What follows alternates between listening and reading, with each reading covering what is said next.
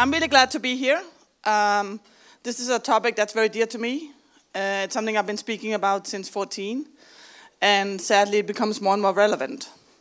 First, I'd like to talk a little bit about myself, which we always like. Maybe. So I'm Native Wired on Twitter, and if you follow me, you might know that I tweet a lot. A lot. When I say a lot, I mean a lot. I'm an agile coach, and this is what we do. We run around and hug trees. At least some people think so. But I'm the kind of agile coach who focuses more on people. I used to think that agile was all about structure and processes and really nice boxes you can put things into. And it is also. But it's more about people. And the more I learn, the more I move into the people area, to motivation, to how our brain works. The latest things I've been working a lot with has been psychological safety. How do we actually feel safe as humans at work? I need to move this so it actually reacts to my clicks. I speak at conferences. I kind of have two areas of topics. One is like more agile topics. And then I tend to speak about the stuff that other people don't. And this is one of the talks where I speak about stuff that we normally don't speak about. I'm a big hugger, so I do offer free hugs. Always. And yes, I have to be brave too. And the reason I got this in 12 was that before I met the German agile community in 11, I thought I was the only one who wanted to make the world a better place. I thought I was the only one who believed in all these things, and I realized I was not alone.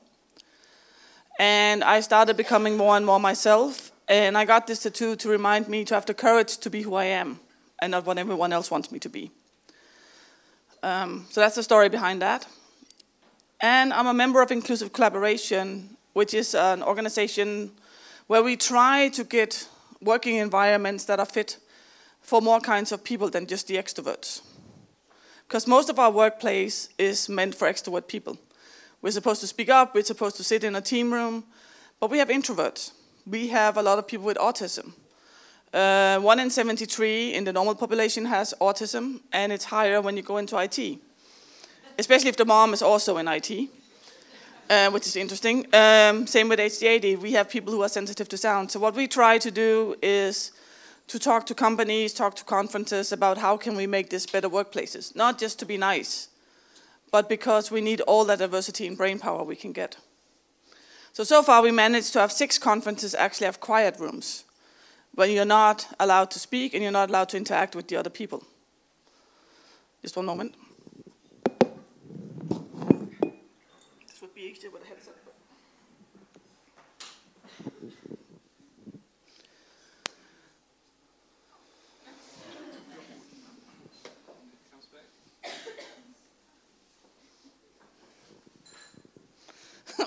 Now it would be good if I could just try to do some improv on stress. How does stress show? The interesting part is this. If it works, it depends. The problem with stress is we can't tell in other people if they're stressed. Sometimes we can, but sometimes we can't. When I was down with stress the second time, people came up to me afterwards and said, but you had everything under control. Yes, and I will have everything under control, I think, until the day I drop dead. Because that's how my stress manifests. I still have everything under control. I start forgetting things, but I have techniques to do that. Other people will be like not meeting up, not coming up for meetings, stuff like that. So it all depends on who we are. And for me, it felt like this. It felt like the pieces in my brain did not fit properly together. It felt like there was something really, really wrong, and everything just became darker and darker. So I came into this where no matter how much good stuff people told me, I would pick up on the negative stuff. And that would be the thing that I would keep carrying. And what I learned afterwards was that I suffer from depressions. And stress is one of the triggers of my depressions. But I didn't know about that back then. The first time I got stressed, I thought it was because I was lacking control. So one thing I did was I stopped drinking for 5 years, because then that would be one way of getting control back. But that's not why we get stress. So why am I here? I'm here because I started talking about this, and I realized what a big problem it is. I had a colleague who told me, yeah, I had this one day where I started crying But then I just went home and I was fine the next day. No, you're not. But we don't talk about this. And often the people go like, oh, I'm so stressed, I'm so busy, are not the ones who have the real problems. And we don't know how to react to people. It becomes this taboo. We don't know, how do we react to people when they come back from a stress sick leave? Do we include them? How do we make sure we don't push them back into stress? How do we take care of them? And we don't want to feel uncomfortable, so we don't want to ask them. So basically what happened to me in 2009, I was on a really interesting project in IBM where I was the Scrum Master, and what I did was I protected everyone else. And every time the slightest thing happened, I had to report to 7 levels of managers. And that's not even to the top in IBM, it's crazy. And I remember this day in October, this evening, sitting there and going, if this continues, I am literally going to die. And the interesting question is, did this make me stop? No. And I think that's kind of the problem with one of these things, is we know what we're supposed to do. It's so easy to figure out what we're supposed to do. We just don't. So basically, I had this October, November, where I was like, yeah, if this continues, I'm going to die. We finished the project. We made the client sort of happy. I started on a new project. That project was closed down because we told the client what it would actually cost. So I went on vacation in June, and I had 2 weeks of vacation, and I was so tired. I just kept being tired. So I called my boss, and I go like, well, since I don't have a new project, is it okay that I just take 1 week vacation? And she goes, yes, but only if you see a doctor about stress. And I was like, yeah, sure, I can do that. So I went to the doctor, and he said, yes, you have stress, and you have a severe depression. And that really scared me because I had depression before, and I didn't realize it. I didn't realize that I had been slowly driving into depression again. And he said, you have to stay home for at least 2 weeks. And I'm like, okay, cool, I'll stay home for 2 weeks, and then I'll be good. What happened was that I let go. And what happens when you have stress and you let go is the dopamine comes out of your body, and the dopamine is there to help you flee. It's basically the same reaction if there was a lion in front of you, and you have to run, you have to survive. So one of the things dopamine does to you is it keeps you healthier. You might have like small symptoms of diseases, but it doesn't really hit you. A lot of you probably had this thing where you come home from, you are working, everything is fine, you go on vacation, and whoom, you get really, really sick. That's basically because the dopamine is leaving your body, and now it allows your immune system to react. Because if you're being hunted by a lion, you don't have time to be sick. And that's what happens. So basically, I came back to work in March. That's how long it took for me the second time. The good thing about the second time was that I had a really good doctor who talked to me. Because I went to, I don't know how many strange psychologists who tried to help me, and I couldn't understand what they were telling me. They were telling me, you have to be more in your body. And I went like, what are you talking about? I am in my body. Or they said, you have to look in the mirror every day and say, I like myself. And I said, well, this is not working for me. This is just do it more. And I was like, I've done it for 5 weeks. It's not helping. And I went to my own doctor, and he said, it's not about being in your body. It's about getting out of your head. We need to leave our head. And as knowledge workers, we live so much in our head because this is the tool we have. The problem is that we have 2 parts of the brain. We have the automatic system, the one that helps us walk around without falling most of the time. And then we have the other one, but the other one takes so much energy. It actually takes 25% of the energy we are using once it's in use. And if that keeps running all the time, it's not good for us. So he said to me, sit on a chair. Actually close your eyes and feel the chair. Feel how it touches your leg. Feel how your feet are touching the ground. And by bringing that focus, you can become more in your body than in your head.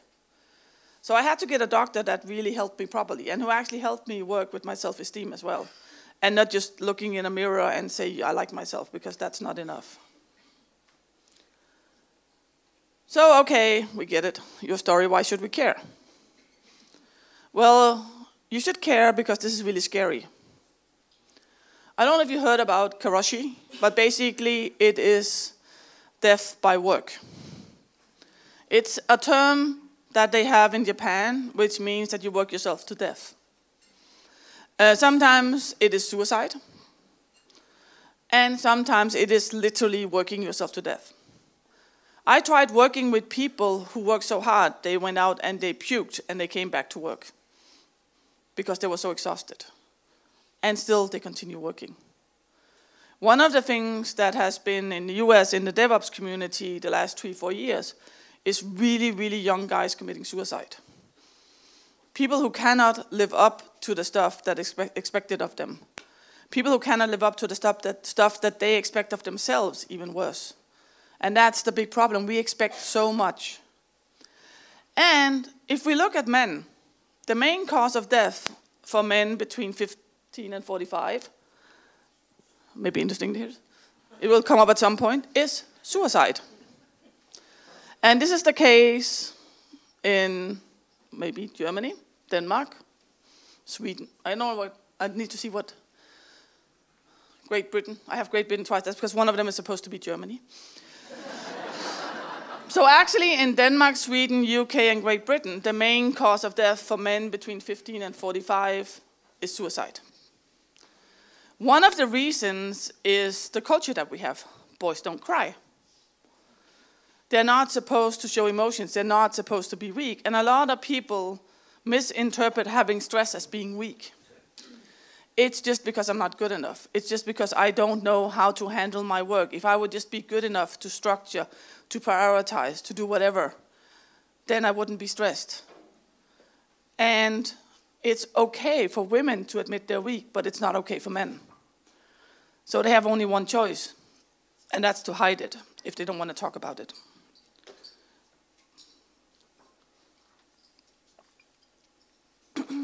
It's only the second cause of death in the US because they have accidents, a lot of them due to opiates.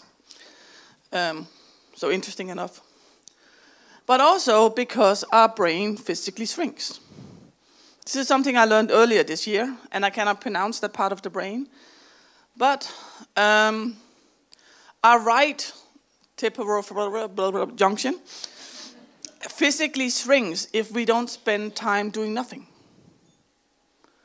And when we were young, we would do a lot of nothing. When I was a kid, we would go out play on the streets with the other kids. We would lie on the ground and look at the clouds and figure out what they looked like. But we don't do that anymore. Our kids don't do that anymore.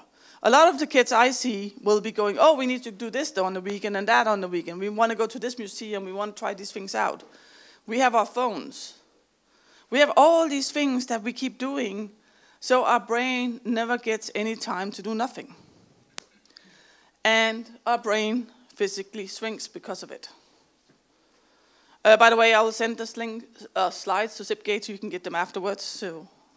And hopefully they won't disappear when you do it yourself. But the thing is, this part of our brain is the one that collects information and processes it. And the interesting part about that is what we do. As knowledge workers, this is what we do. We collect information, we process it.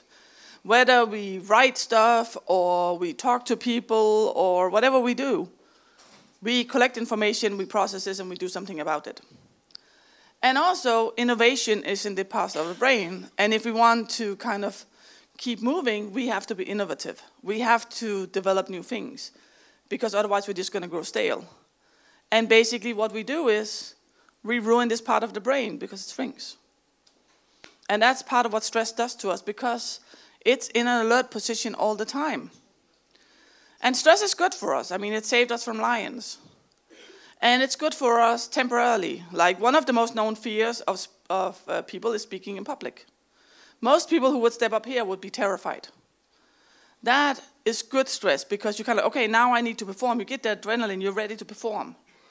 That's okay. The problem is we have it all the time. It keeps being there.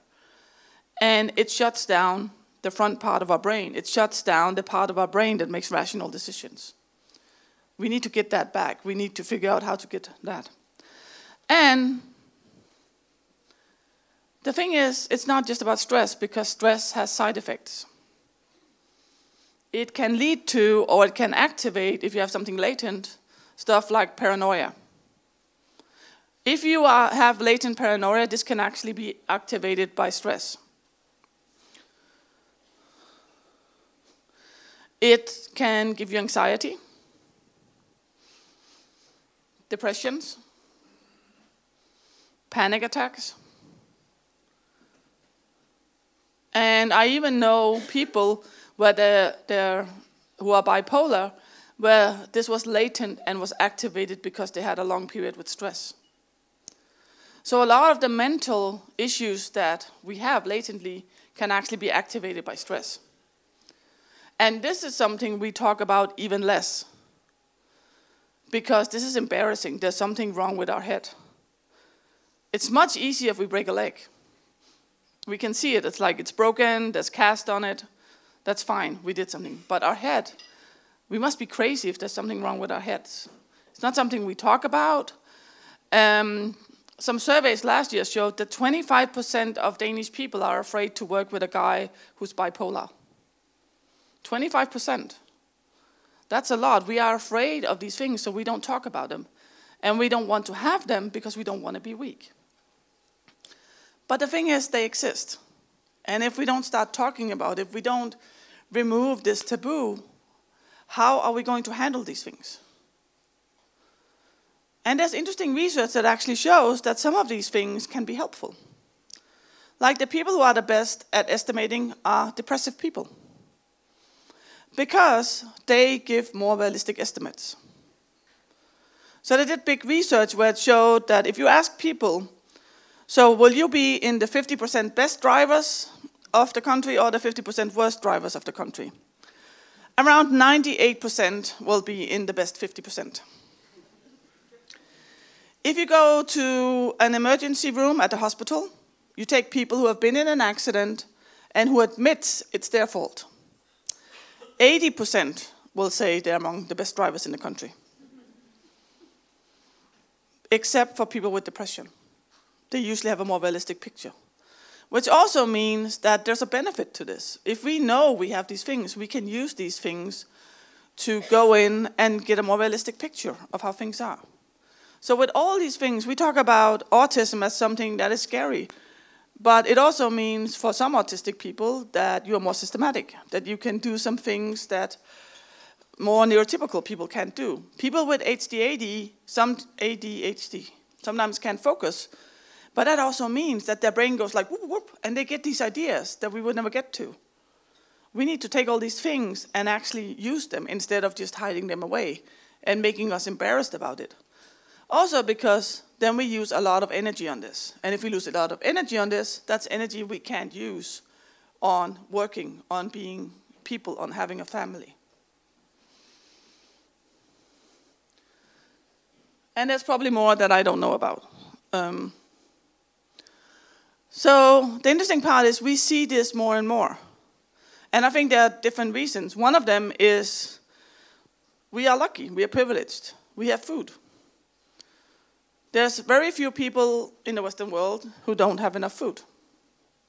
We have shelter. We have a connection. This also means that now we actually see these things. We see these things happening. But the other part of it is that we have a performance culture.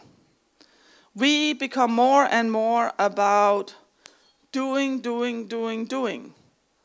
not about being. When we meet someone new, so we go, so what do you do? We don't ask them, how are you? That's not the first thing we ask them. We might ask that if we know people. In the Maori tribe, they go, so where are you in your life's journey? We would never ask that. We ask, what do you do? We talk about the things that we do. We go into Facebook. We look at all these pretty pictures of people getting up in the morning and baking their own bread before they send their kids to school so they can do yoga before they go to work. And then they go home and they knit all their own clothes. And and they're just perfect. And that's what we see. We see this performance culture. We see our kids, like, so I don't have any of my own kids, but I do have some that I consider my own. I have a 17-year-old and my best friend's daughter, and she is so worried about her grades. She's so worried if her grades are not perfect. And she even seems like she is really calm and grounded. But she worries so much about this performance because you have to perform. You have to get good grades. You can get a good education. We tell our kids, you can do anything you want. And then they come out into the industry and they don't understand why they're not managers after 3 months. Because we told them you can do anything you want. We haven't told them sometimes you can't. It takes hard work to become something. And sometimes you just can't. You'll succeed unless when you don't, because sometimes you won't, with the words of Dr. Seuss. We have way too many options. When I was a kid, you would go to the supermarket, you go like, there's cheap hairspray, there's expensive hairspray. Now you go like, there's 8 million kinds of hairspray, there's even like probably one for blue hair. And it's like that with everything. We have options. We didn't travel as much before. Now we can go all over the world. There's hardly a place on Earth where we can't go. We can even now buy tickets into space. We can go anywhere. We have all these options. But the problem is, we can only make a finite amount of decisions every day. And when we have so many options, we have to make decisions all the time. I don't know if you know this term, but it's called FOMO, fear of missing out. I suffer from this so much. I hate missing out on stuff. So when I go to conferences, I will often be up until 5 in the morning and talking to people. And then I'll be up at 7 so I can do the keynote. And then I'll do it the same the next day. Except that now I'm learning that I actually do need to rest. But the problem is if I rest at a conference, there's a talk I'm missing. There's already a talk I'm missing because there might be more tracks. And this fear of missing out, what if there's something we don't do? And we are so kind of brought up with we should take all options we have. Like this is my first time in Düsseldorf, and my plan was to spend the weekend here and look at Düsseldorf and see like the Christmas market and stuff like that. And I'm actually going home tomorrow because I need to rest. I would not have done this 5 years ago. I would be like, well, I don't know when I'm going to come back, and what if I never come back, and then I won't have the option to see this, and now I'm here? But I have learned that if I do these things, it drains me. But I still suffer from it. I still go like, damn it, I'm not going to go to a Christmas market this year, at least not in Germany. And Germans have the best Christmas markets.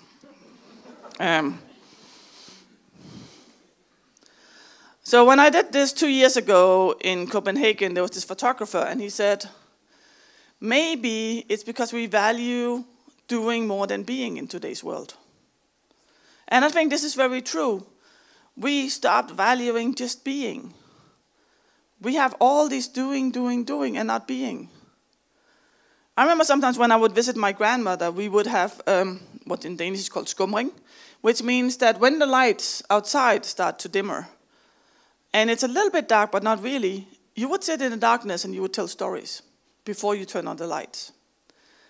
And in the old days, this would be a way of carrying stories, but it would also be a way of saving electricity and candles. And we wouldn't do that anymore. We don't take that time to just sit and tell stories, or to just have conversations. Or when was the last time you sat, just thought about how the day was, contemplating, reflecting on things? No, we have to tick off the next thing on our list. And there's always the next option that we want to do. So if we look at knowledge workers, it seems that they are more affected. And I think there are several reasons for that, maybe. There's always more to do than we can manage. I don't know a single knowledge worker, someone who works mostly with their brains, no matter what they do with it, who has a finite amount of work.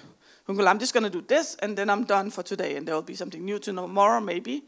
Most people have tons of work to do, and they can never finish. We have to prioritize, which is hard. And the more we work, the more stressed we are, the more we shut off part of our brain, which is the one that helps us make rational decisions and actually say no. And we like what we do. I think that's a big problem, because often when we talk about stress, we talk about, oh yeah, but my manager is pushing me, and I can't take time off, and the client is calling. But our worst enemy is us. Most of the people I know, for instance, in the IT industry, have higher education. They went to university for 5 years. You don't get through university in 5 years. Or you can be really, really, really, really, really stubborn, or you like what you do. Most of us really like what we do, and that makes it even harder. Because if our job sucked, it would be easier to go home. But I love helping people, for instance, which means that I do it a lot. I even do it in my spare time. I will offer people I only met on Twitter to help them, because I love doing that. And it's so hard to say no, because I love what I do. And a lot of intelligent people suffer from the imposter syndrome. So the imposter syndrome is this thing that was discovered in the 70s about we feel like an imposter. We feel like we are fake. Oh, I was just lucky to get this job. I was just at the right place at the right time.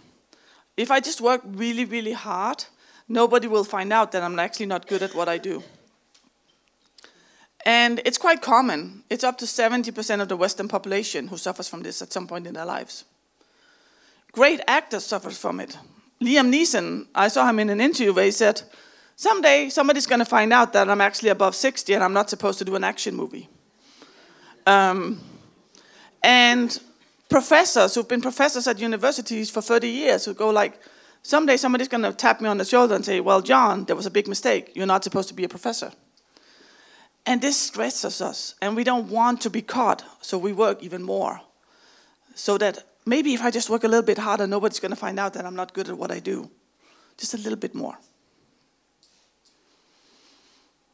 And we don't have tangible work. I was just talking to my friend Dörde about when I had stress last time, I think. Well, one of the times, sadly. I was helping out my sister in the grocery shop. Because you can go and you can see, okay, there's no cornflakes. You go into the storage room, you find the cornflakes. You take it, you put it in on the shelf, now there's cornflakes. It feels so great. It's so simple, but you can now see there's cornflakes in the shop. What I do is I plant seeds.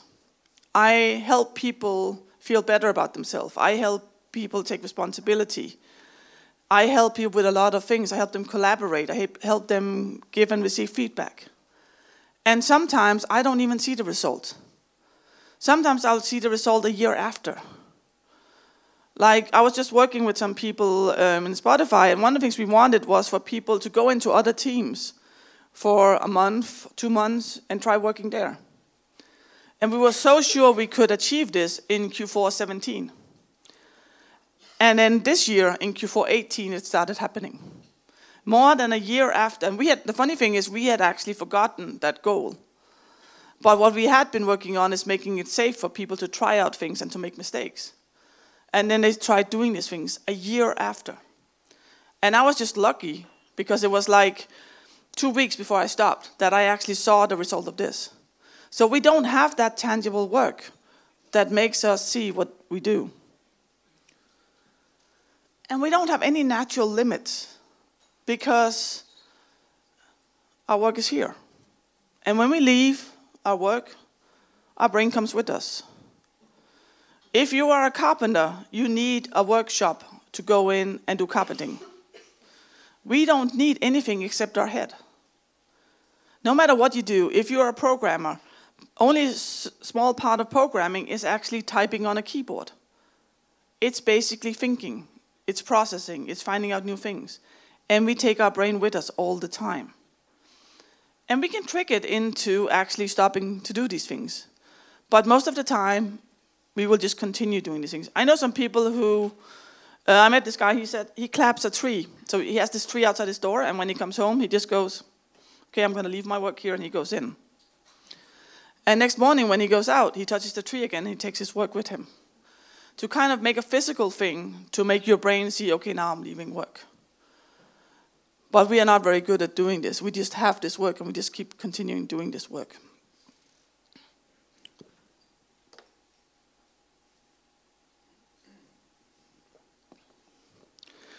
So the good thing is, what can I actually do about this? So I'm not an expert on this. I have some tips. I even tried some of them. This is interesting. Say no. It seems so easy to say no. But the hard part is this, maybe. Say no even if you already agreed to it. Ooh. I remember the first time I did this, I knew I had to have a break, and I said yes to a conference that was 2 months later. And I knew that they had other speakers who could speak, and they had a waiting list for people who wanted to speak. And still, I called my friend and said, I need permission. I need you to give me permission to say no. And on one hand, logically, it's just stupid, because he has no right to decide what I do. But I was not able to give myself permission. So he is my friend who gives me permission to say no. I just took on helping a young woman who wanted to speak in public. And after 2 sessions, I realized I can't do this. My brain and my heart is not in it, and I get exhausted. I have to say no. And that was one of the hardest things I ever did, because I know it's really hard to find a mentor. But I had to do it. I had to put myself first, because otherwise I'm just going to break again. Plan preparation time. It's so easy to say yes to a lot of things. But every time you do something, even if it's just a meeting you go into, maybe you need to read something before that meeting. Or you sit in a meeting and you panic a little bit because you haven't read the documents that everyone else read. And both things are bad for you. So if you don't plan preparation times for the stuff that you do, you're not going to have time for them. Maybe you'll do like one of my friends does. He gets up at 5 in the morning so he can prepare for the rest of the day, so he can read the documents, so he can prepare. That's not good for us. We work much more. So plan in your preparation time. And plan downtime. Not necessarily as in taking vacation. But we can only be in a high pace for so long. Plan time where you just do routine work, where you do stuff that you know exactly how to do, and that just takes a little bit of time and you do it.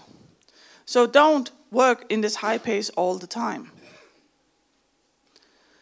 And then start relaxing your brain. And there are different ways of relaxing your brain. You can do meditation. I find that meditation is really, really good for me. My problem is actually getting around to getting it done. And I have this really nice app, Headspace, that is really good for me. And it took me a year after downloading it before I opened it the first time. But if I do meditation sometime before lunch, I sleep better at night. And even logically knowing this, I'm not very good at doing it every day. The other part of it is mindfulness, which you can obviously see. Mindfulness is about being present in the moment. It's about being here right now. It's about sensing what's around you. It's about hearing what's around you. It's about actually tasting the food you're putting in your mouth. Way too often we eat in front of the TV, for instance, and we hardly taste what we eat. Taking that time to actually be in the moment, tasting things, feeling things, that also relaxes your brain. And exercise. Exercise is a really good thing. It helps our brain. It helps us prevent stress. It gets rid of some of the hormones that we have. The only thing you need to be aware of with these things is they can also have the opposite effect. If you are really stressed and you tell yourself, I have to meditate every day, I have to take a walk every day, you can get even more stressed. So be aware that these things can actually also have the opposite effect of what you want. So it's actually much better to do them preventive. Do it before it becomes too late. Do it before you actually break. Because once you break, you will be damaged. I know that my memory is damaged from the 2 times I really broke. And I had like 3 more times where I had to take 4 months off.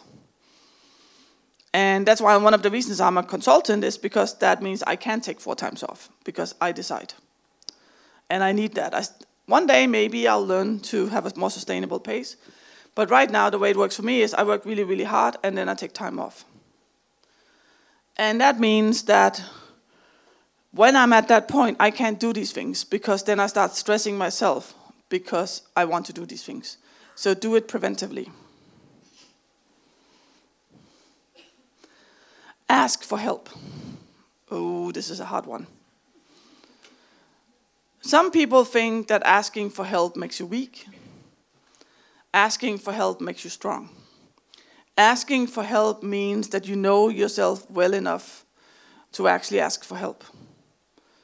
And maybe even try asking for help when you don't need it. I find that most of us will be really good at asking for help when you really, really need it. Like, I cannot put up a painting on a wall, no matter what I do. So I call my brother. That's easy. I don't know how. But having someone help me with something that I could do, that is the hard part. So getting in and asking for help for stuff that you actually can do, but it would make it easier if someone helps you. And then actually take time off. And also take time off maybe from other stuff. Some of the stuff that you do in your spare time might give you energy. Some people like running instead of meditation. That doesn't work for me because I think running sucks. But for some people, this is a way for them to empty their brain. That's good, but be careful that your spare time activities do not stress you as well. And take that time to actually relax.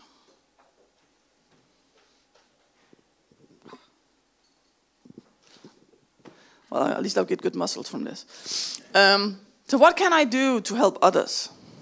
I'll start out with what not to do. Never ever say pull yourself together.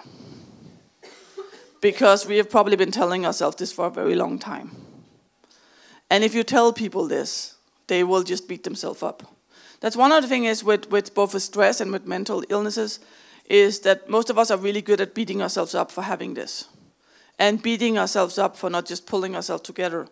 Because how hard can it be?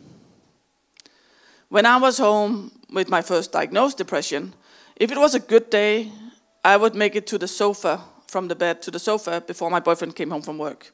That would be a really good day. And I would hate that because it made me feel so weak that that was all I could do all day. But it took a lot of effort to actually get there. So I, of course, blamed myself for not doing more.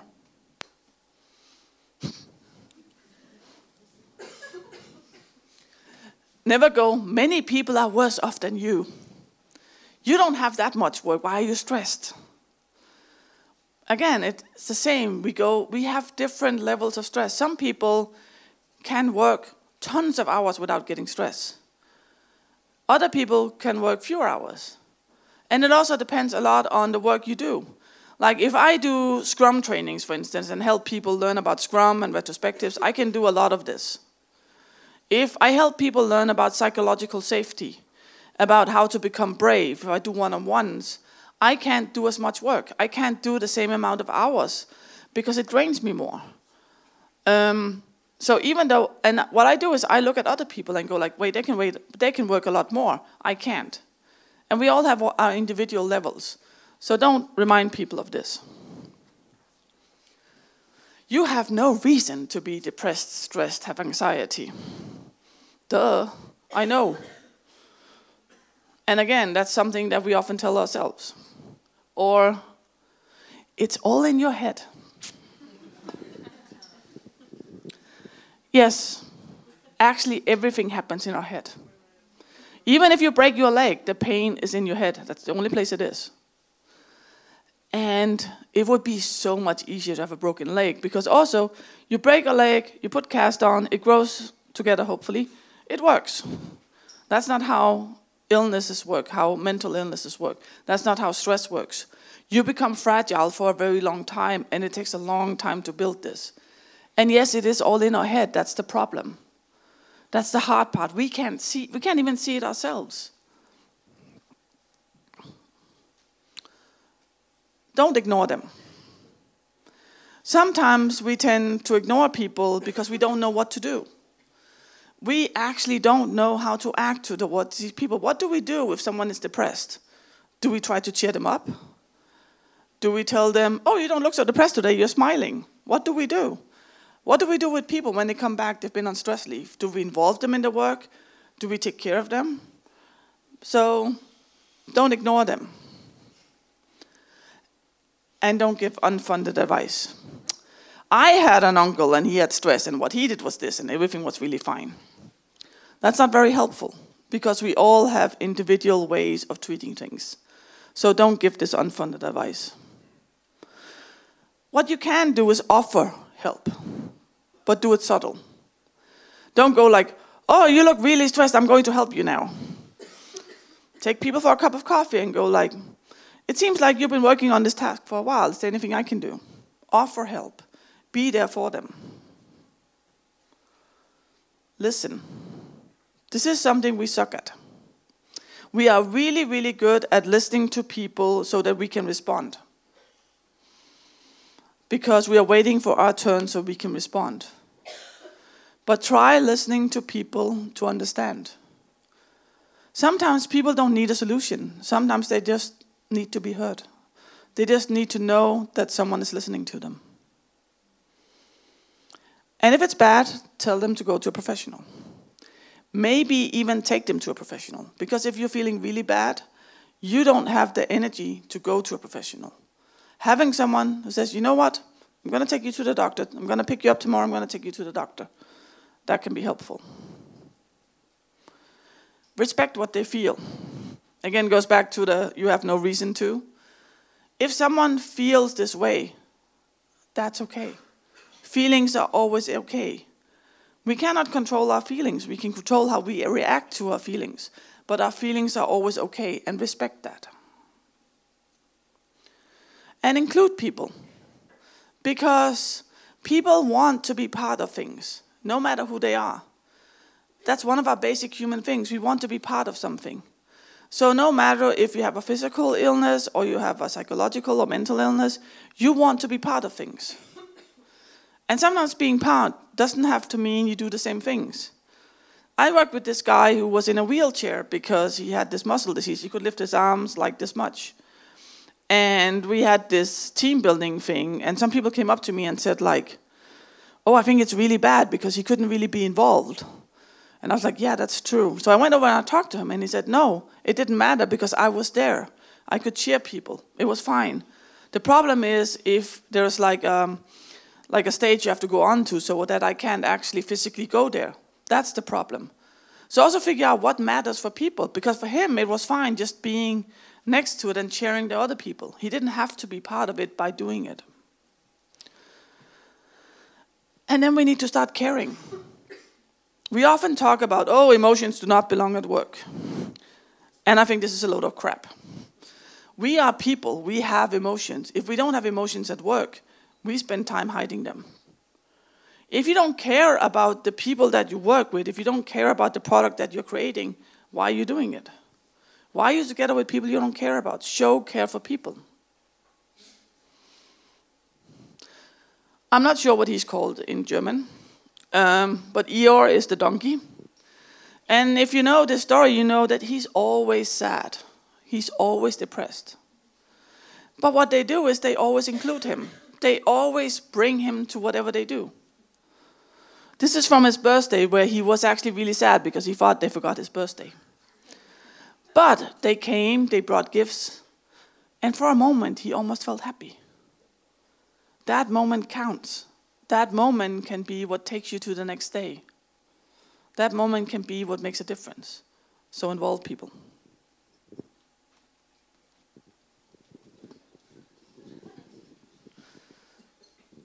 So, wrap up. Talk about it, please. We need to talk about these things. We need to be open about this.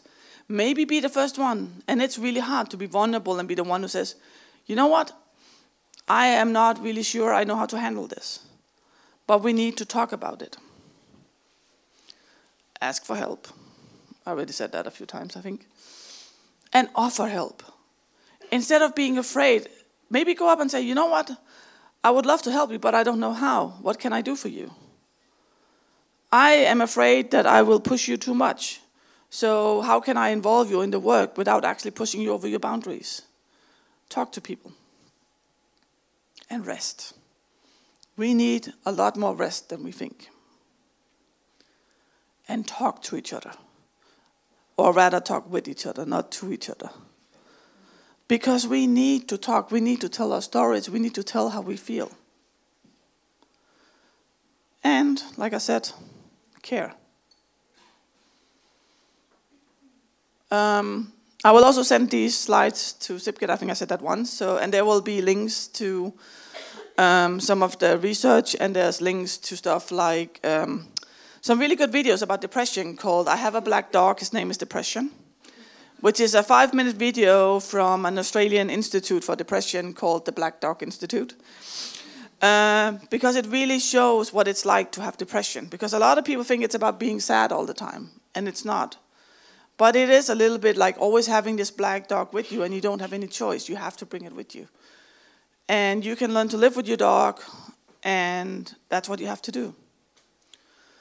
And I'm always open for discussions, for talks. You can ask me here. I think it says ask Gitte anything.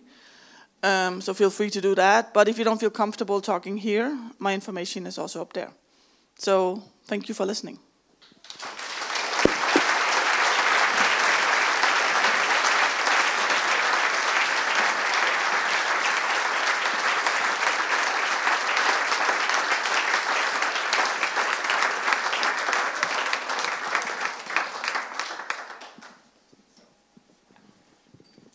So, I'm sure there are questions. Any questions?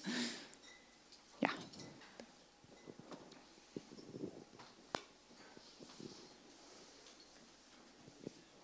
Hello, can you hear me? Yeah. Thank you for your words. I'm going to ask you if you have a magic trick, and you're probably going to take me no. I guess my question is, what do you do to break patterns? And the reason why I ask this is I have been dealing with depression all my life. So I should be an expert by now. And my friend was actually joking that I could be giving the talk myself.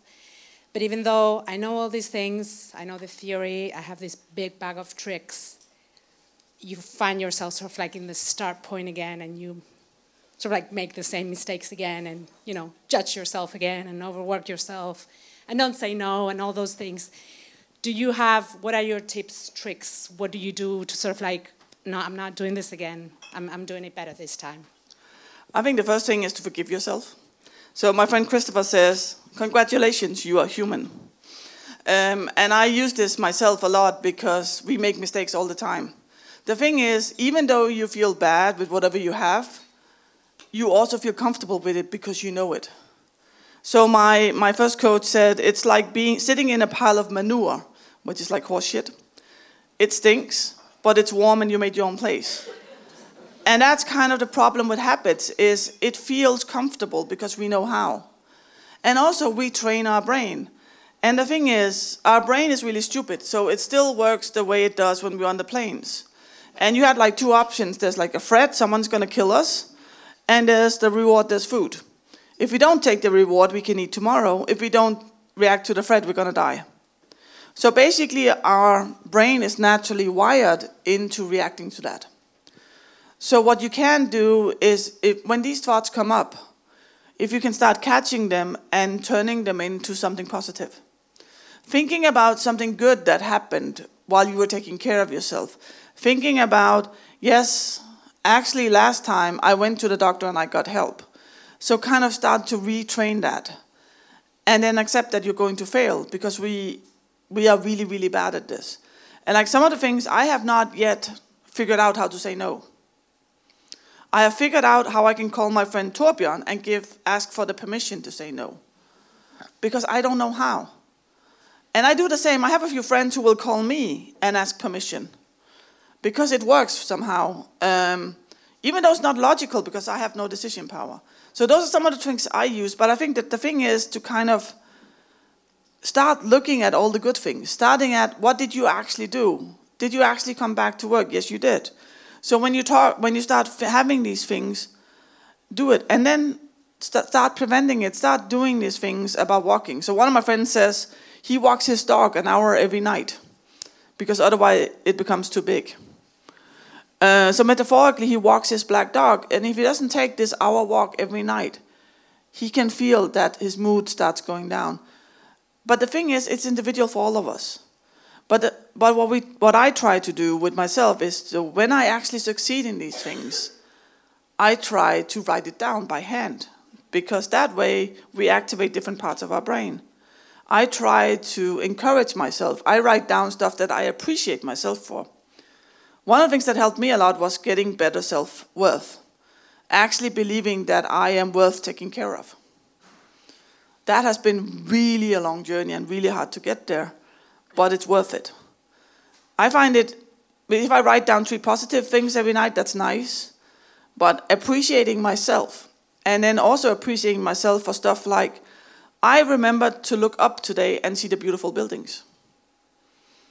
I remembered to look at the new flowers that was planted on the way to work. So actually rewarding yourself and acknowledging yourself for the stuff that helps you. So it's not really a magic trick, but it's the best I can do.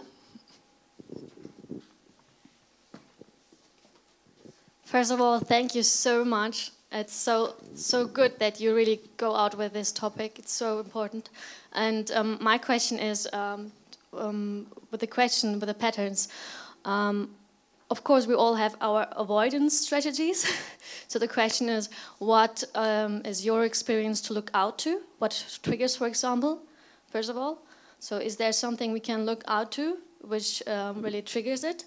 And the second is to double check, like if we are in this loop, what questions can we ask ourselves to double check? So I think the problem with the indicators is that they're quite individual. For me, I lose names. I start forgetting names of people. Some people forget meetings. So forgetfulness is definitely one of mine. I know other people who start, I don't even know if that's a thing in English, speaking black, where the sentence doesn't make sense.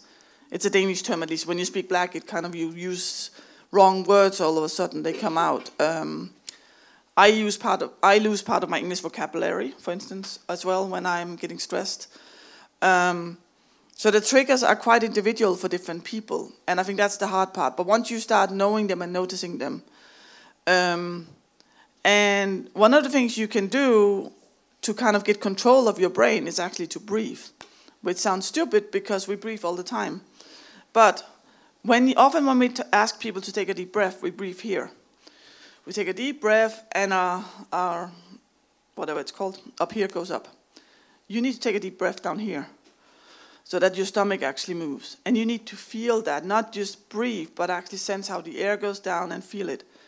That's part of going into your body. And another thing that you can do is take something physical and move it from hand to hand. This forces the right side and the left side of your brain to talk to each other. And that starts giving a little bit of opening into your logical, your rational brain, and that can help you to take that step back. But what really helps me is having friends where I can talk to. People who look out for things for me once I start finding out, but also where I can have this contemplation, where I can have this reflection about what's going on with me, why is this happening? That's what really helps for me. So friends, and then figuring out what your own signals are.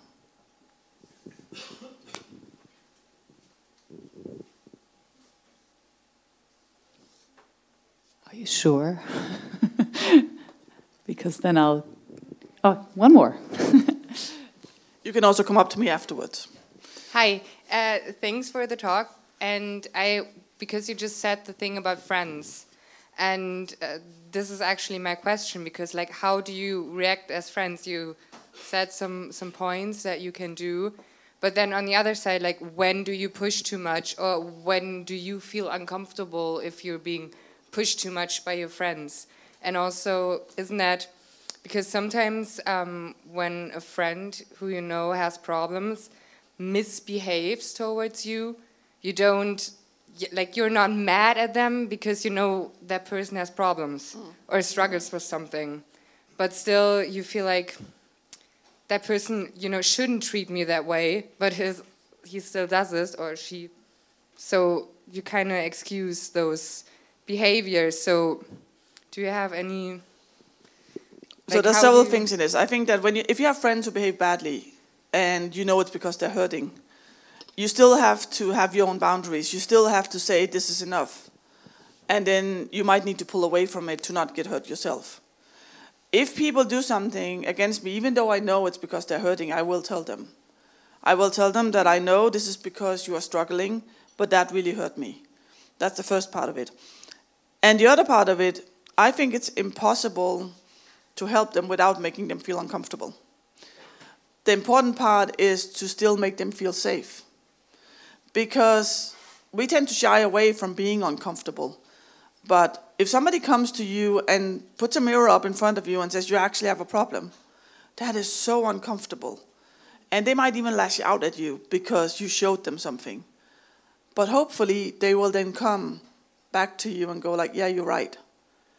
And if they feel safe enough with you, if they know that your friendship is not going to go away just because there's this bad thing, it's easier for them. So we need to have that safety. And sometimes there will be only few friends who are able to do that. It's not all my friends who can give me permission to say no, for instance. It's these special friends where I know I can go and ask for this permission.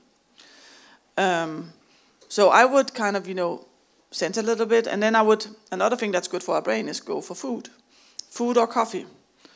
Again, it's the same. Our brain is stupid. It thinks we are still on the plains, and if we eat with another tribe, it's because they're not going to kill us. So your brain actually thinks that if you eat with someone or drink with someone, you trust them. So even that can help. Taking them for a walk so you don't have to look at each other. You're going in the same direction, but you don't have to look at each other. Because someone's sitting in front of someone, having them look at you and go, I think you have a problem. That's really scary, but if they don't have to look at you, it can be easier. So I'm not sure if that's helpful.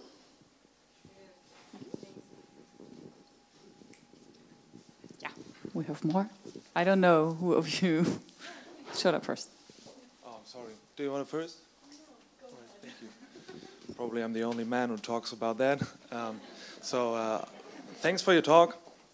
I have panic attacks too every once in a while, and I just wanted to ask if you actually used it in the beginning when you were thinking about, okay, I have depression, if you used it for an excuse to not go to a party or whatever else. Maybe it's a weird question, but did you ever use your mental illness for an excuse to do something? No, I didn't, because I tried to please everyone. I probably should have said no to a lot more things where I wasn't in the mood for it, but I didn't want to disappoint people. And actually, I rarely see people using what they have as an excuse. There's something behind it. Of course, you can use it as an excuse, but I prefer saying the truth. Well, where I am now, I must say. And I will say, you know what, I can't handle this today, I have to stay at home. What I did earlier was I would just go. And it would drain me like hell, and maybe there would be like 2 days where I couldn't get up. But I would still go. So I've never used it as an excuse. And I think that most people who seem to use it as an excuse actually don't. But they're afraid to show their vulnerability about how they really feel. And they're afraid that a panic attack might happen in that session, for instance, or in that party or whatever. I would never use any kind of disease as an excuse. But that's also because I prefer being totally blunt and honest. And if people can't handle that, well, where I am now, that's their problem. Used to be my problem. But so I haven't met anyone who did it, I think.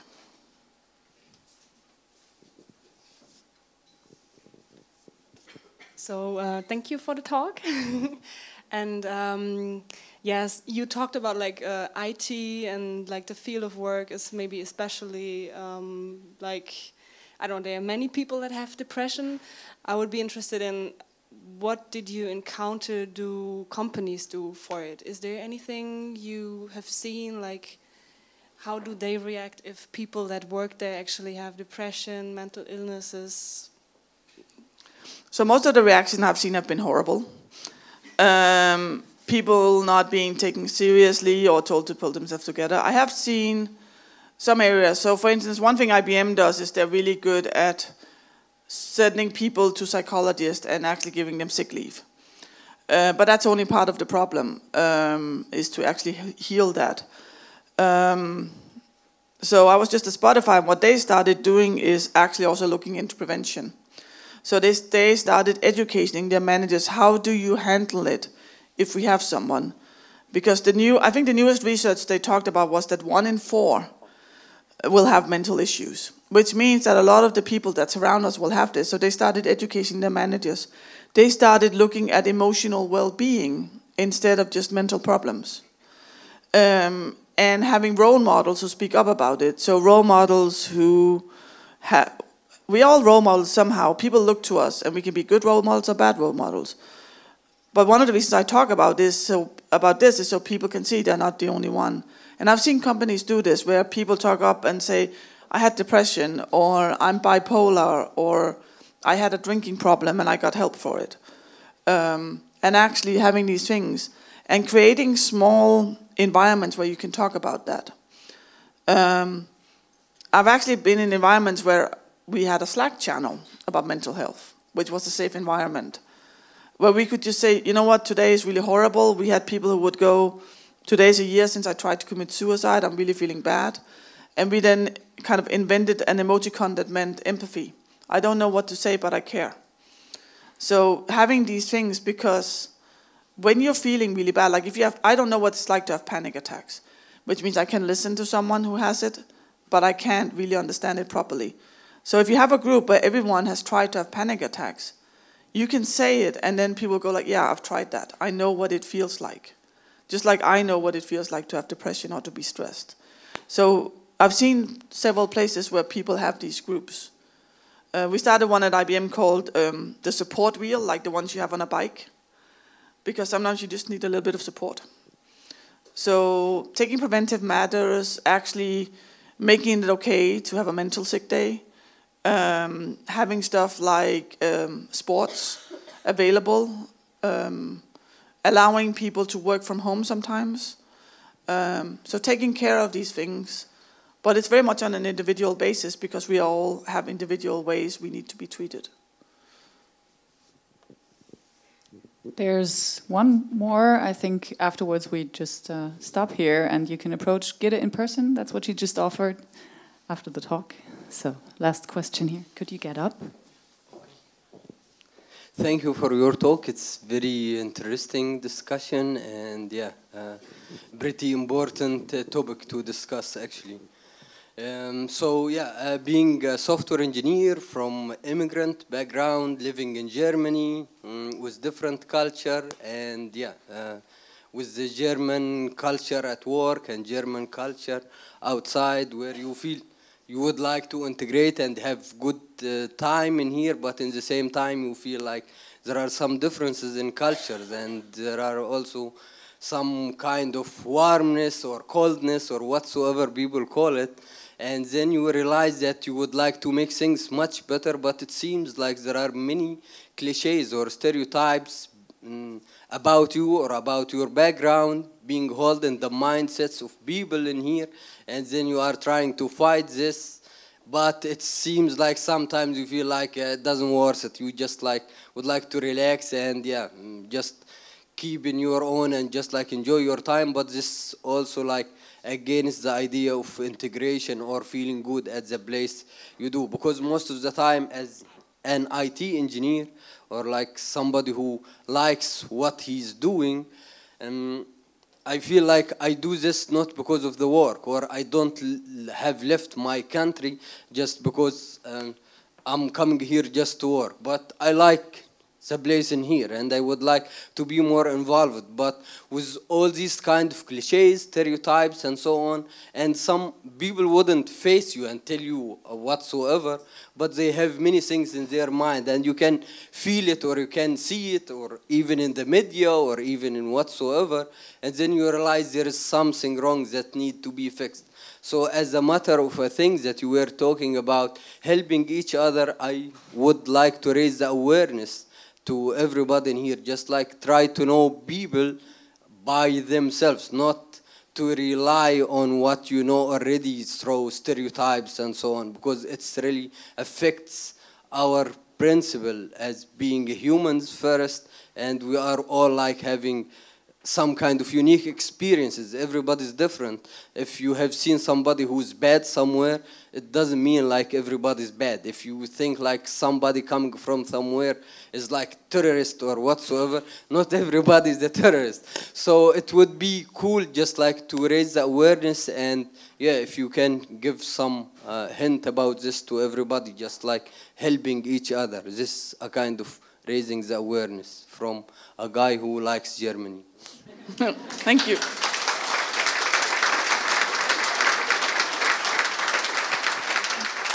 I think you have a really good point here, because we often talk about diversity as in we want a lot of diverse people. But what we sometimes forget is inclusion. So basically we want people to be different as long as they act like us. And what we need to do to get better workplaces is we need to have inclusion. We need to not just invite people to the party, but allow them to dance their own dance. Which means that we need to talk to each other, and we need to figure out how we tick. I have a friend, for instance, a male friend, who likes to do nails. He loves to do these fancy nails, artificial nails. And everyone's kind of like, of course he's gay. And he's not. But that's kind of like the stereotype. And he cannot talk about this at work because people will be like, no. And even that, it's just a tiny thing as a nail makes that difference. And even with a different culture, it's even worse. So we need to have these discussions and actually get to know each other. Maybe have breakfast together and talk about something from our personal lives. It doesn't have to be totally private, but something personal, like what was my favorite toy? Just stuff like that. Realizing that we are the same and we are different is really important to prevent stress, because we have so many things to stress about, and stressing about being different is only going to make it worse. All right. Thank you very much, Gitte. It was a great talk. Thank you.